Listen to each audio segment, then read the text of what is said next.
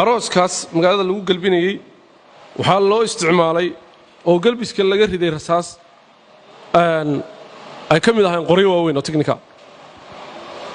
sida aad arkayseen oo baraha bulshada aad ka arkayseen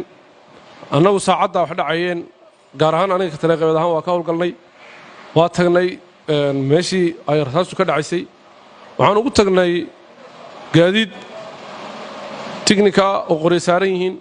iyo ciidan fara badan oo qoryo kala nooca wata oo ay ka mid yihiin qoryaha BKM-ka loo yaqaano oo arooska ka riday rasaas nasiib xumo uguma aanan tegin wax mas'uul ah oo ciidankaas mas'uuliyiintoodii ama cid mas'uul ah oo lagala hadlo uguma aanan tegin goobta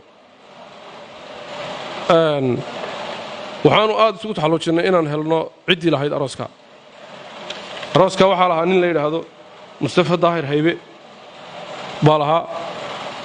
arooskaasi wuxuu khalkhal geliyey guud ahaan amnigii degmadan Buuhoodle xilli aan loo baahnayn oo runtii qof ummaddan ka naxaya ama digaxash ay ku jirto uusan lahayn baa rasaasta laga riday horay waxaa ka horeysay habeenka 25kii bisha ama 26kii bisha haddaan idhaahdo 25kii bisha waxaa yanaan magaalada Qararo oo 24 kilomitir u jirta Buuhoodle baabuur jiida laga soo saaray oo technical ama xeryaha laga saaray iyadana laga riday aroos ku yaala ka dhacay magaalada Qararo Qashin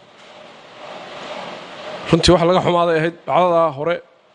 tanna mid kale oo ka sii daran bay ahayd oo iyadana aad looga xumaado annagoo ka fogaanayna annagu in isku dhac laba ciidan yimaado